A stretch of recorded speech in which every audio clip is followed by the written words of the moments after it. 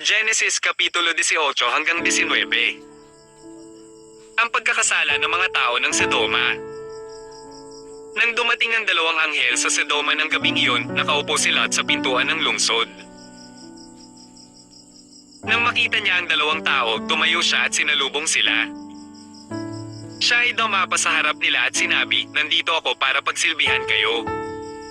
Kung maaari ay dumaan muna kayo sa aking bahay. Doon ay makakapaghugas kayo sa inyong mga paa at makakatulog ng maayos.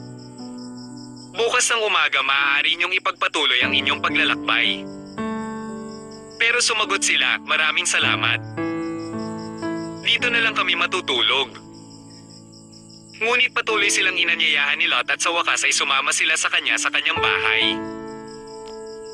Nagluto si Lot ng tinapay na walang libadura at naghanda ng masarap na pagkain para sa kanila at kumain sila.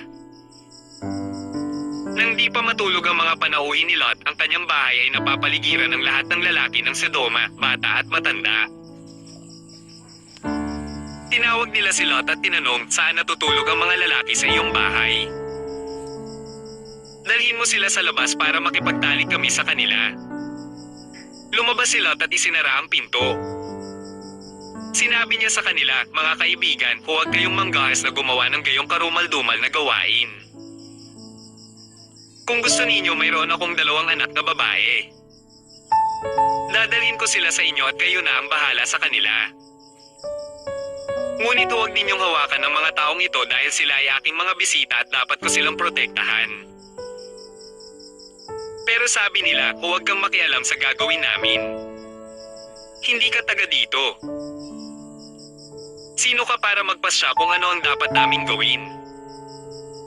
Huwag mo kaming hadlangan upang hindi ka magdusa ng mas pangit na pinsala."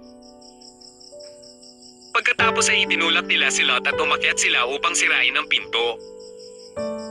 Ngunit si Lot ay hinailan ng 2 tao na nasa loob at isinara nila ang pinto. Pagkatapos ay binulag nila ang lahat ng tao sa labas upang hindi nila malaman kung saan ang pintuan.